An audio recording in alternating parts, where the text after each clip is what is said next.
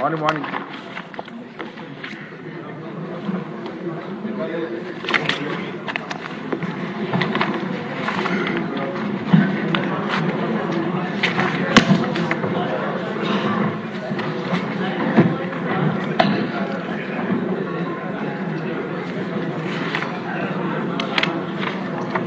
అందరికీ నమస్కారం అండి.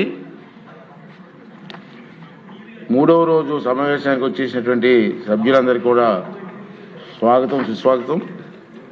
ఇప్పుడు గౌరవ ఆర్థిక శాఖ మంత్రి గారు బడ్జెట్ ప్రవేశపెడతారు.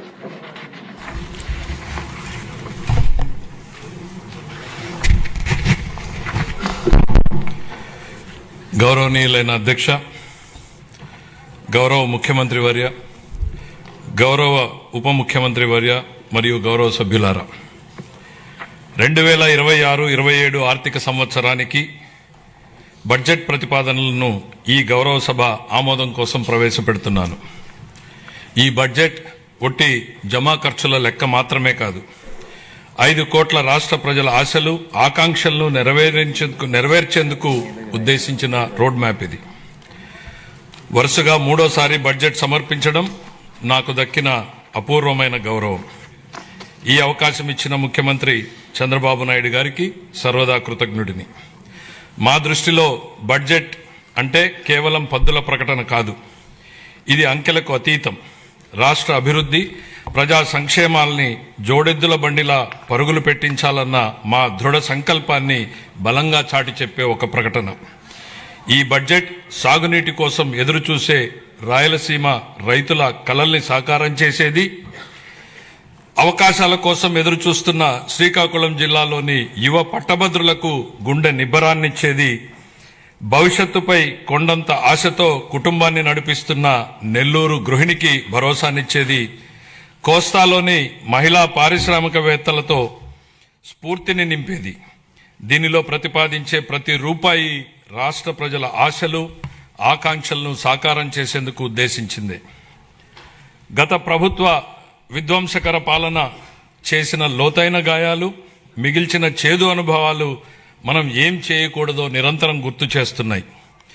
గత ప్రభుత్వ దుష్పరిపాలన వల్ల రాష్ట్రానికి జరిగిన భారీ నష్టాన్ని, ఆర్థిక విధ్వంసాన్ని గమనంలో ఉంచుకుని 2024 సంవత్సర బడ్జెట్ ప్రవేశపెట్టాను. గత ప్రభుత్వం మిగిల్చిన గాయాలను మాన్పి 5 ఏళ్ల విషాదాన్ని దాటుకుని రాష్ట్రాన్ని పునర్నిర్మాణం చేసే దిశగా నడిపించేందుకు 2024 బడ్జెట్ బలమైన పునాది వేసింది. 2025 బడ్జెట్ స్వర్ణాంధ్ర 2047 లక్ష్యానికి అనుగుణంగా రాష్ట్రాన్ని అభివృద్ధి పథంలో నడిపించింది.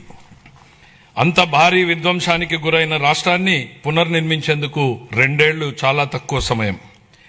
2014లో జరిగిన అహేతుక విభజన రాష్ట్రానికి తగిలిన మొదటి దెబ్బ అయితే 2019-24 మధ్య అప్పటి ప్రభుత్వం చేసిన దుష్పరిపాలన రాష్ట్రానికి తగిలిన మరో పెద్ద షాక్.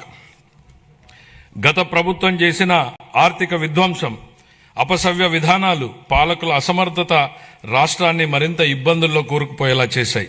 ఇన్ని సవాళ్లను ఎదుర్కొంటూ కూడా కూటమి ప్రభుత్వం అనుసరించిన నిర్మాణాత్మక విధానాల వల్ల జూన్ 24 నుండి ఈ 20 నెలల్లో రాష్ట్రం అద్భుతమైన అభివృద్ధి పథంలో సాగిందని చెప్పడానికి గర్వపడుతున్నాను.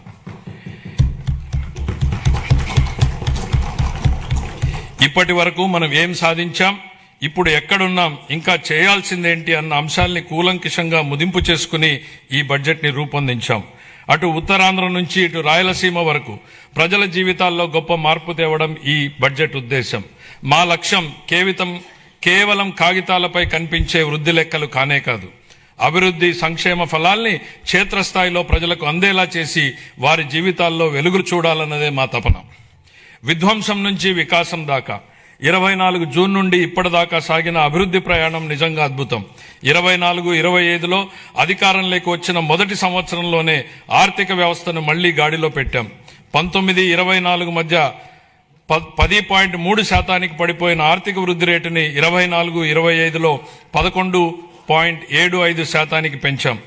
25-26లో ఎదురైన అనేక భౌగోళిక ఆర్థిక అనిశ్చితులను సృష్టించిన ప్రతికూల ప్రభావాల వల్ల ప్రపంచ ఆర్థిక వ్యవస్థ ఆటుపోట్లను ఎదుర్కొంది. కానీ భారత్ మాత్రం స్థిరంగా నిలబడింది. జమ్మూ కాశ్మీర్లో అమాయకులైన పర్యాటకుల్ని పొట్టన పెట్టుకున్న ఉగ్రవాద మూకలకు ఆపరేషన్ సింధూర్ పేరుతో భారత ప్రభుత్వం గట్టి జవాబునిచ్చింది.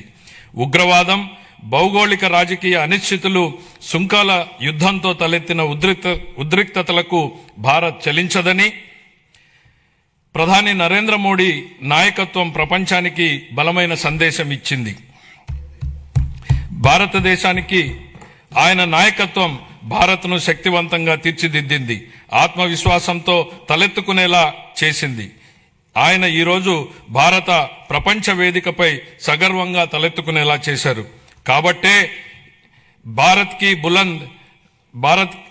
కి బులంద్ పెహచాన్ హై మోడీ అని యావత్ జాతి మొత్తం మోడీ నాయకత్వాన్ని అండగా నిలబడింది. భారత్ ఎట్టి పరిస్థితుల్లోనూ ప్రజల ప్రయోజనాల విషయంలో రాజీ పడబోదని ప్రపంచానికి అర్థమైంది. ప్రపంచంలో అనేక అస్థిర పరిస్థితులు ఉన్నప్పటికీ ప్రధాని నరేంద్ర మోడీ గారి నాయకత్వంలో భారత్ 8% వృద్ధి రేటును సాధించి సత్తా చాటింది. భారతదేశంతో పాటు ఆంధ్రప్రదేశ్ కూడా ప్రపంచ వేదికపై వెలుగులీనుతోంది. విశాఖపట్నంలో ఏఐ డేటా సెంటర్ ఏర్పాటు చేయాలన్న గ్లోబల్ ఐటీ దిగ్గజం గూగుల్ నిర్ణయం ఒక్కసారి ప్రపంచ దేశాలన్నీ ఆంధ్రప్రదేశ్ వైపు తలెత్తి చూసేలా చేశాయి. దాన్ని బాహుబలి ఒప్పందంగా పేర్కొనవచ్చు. ప్రపంచ పెట్టుబడులకు గమ్యస్థానం ఆంధ్రప్రదేశ్ అని ఆ ఒప్పందం రుజువు చేసింది. గౌరవ ముఖ్యమంత్రి చంద్రబాబు నాయుడు గారి సమర్థ నాయకత్వం, మరి యువ నాయకుడు గౌరవ మంత్రివర్యులు శ్రీ నారా లోకేష్ గారి విశేష కృషి వలన ఇది సాధ్యమైంది.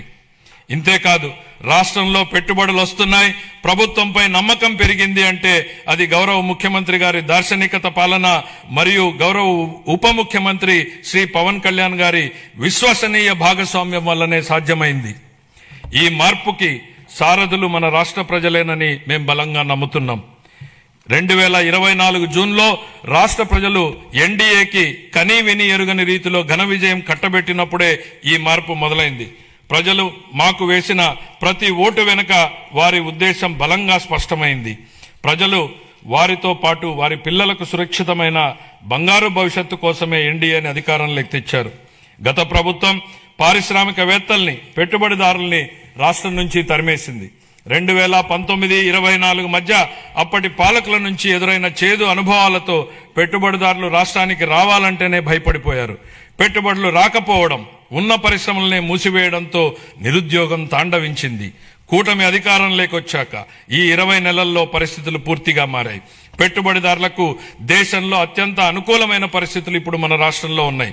దేశ జనాభాలో కేవలం 4.2% వాటా మాత్రమే ఉన్నప్పటికీ ఆంధ్రప్రదేశ్ ఇప్పుడు పెట్టుబడుల్ని ఆకర్షించడంలో మిగతా రాష్ట్రాలని వెనక్కు నెట్టింది. పెట్టుబడిదారులకు అత్యంత స్నేహపాత్రమైన రాష్ట్రంగా నిలిచింది. బ్యాంక్ ఆఫ్ బరోడా నివేదిక ప్రకారం 2025-26 ఆర్థిక సంవత్సరంలో ప్రతిపాదిత పెట్టుబడుల్లో 25% ఆంధ్రప్రదేశ్కు రావడమే దీనికి నిదర్శనం. బ్రాండ్ చంద్రబాబు వల్లనే ఇది సాధ్యమైంది. ఇప్పటి వరకు మనం ఈజ్ ఆఫ్ డూయింగ్ బిజినెస్ గురించి మాట్లాడే వాళ్ళం, ఇప్పుడు గేరు మార్చాం. స్పీడ్ ఆఫ్ డూయింగ్ బిజినెస్ ఇప్పుడు మన విధానం. గౌరవ ముఖ్యమంత్రి చంద్రబాబు నాయుడు గారి సమర్థ నాయకత్వం, దార్శనికత, ప్రభుత్వ సుస్థిర విధానాలు రాష్ట్రాన్ని విజన్ స్వర్ణాంధ్ర 2047 లక్ష్యం దిశగా వేగంగా నడిపిస్తున్నాయి. ఆంధ్రప్రదేశ్ భవిష్యత్తుని స్వర్ణమయం చేసే మహాక్రతువులో గౌరవ ముఖ్యమంత్రి గారి చారిత్రాత్మక పాత్ర పోషిస్తున్నారు. తాను నాటిన చెట్ల నీడలో తానెప్పటికీ కూర్చోలేనని తెలిసినా భావి తరాల కోసం చెట్లు నాటే వ్యక్తే జీవితం యొక్క నిజమైన విలువలను అర్థం చేసుకున్నాడు అన్న విశ్వకవి గురుదేవులు శ్రీ రవీంద్రనాథ్ ఠాగూర్ గారి మాటల్ని ఇక్కడ నేను ఉటంకిస్తున్నాను. గౌరవ ముఖ్యమంత్రి ఈ భావనకు అసలైన ప్రతిరూపం. ఆయన కేవలం దూరదృష్టి గల నాయకుడు మాత్రమే కాదు, దాన్ని సాకారం చేయగల దక్షత కలిగినటువంటి నాయకుడు. తన దార్శనికతతో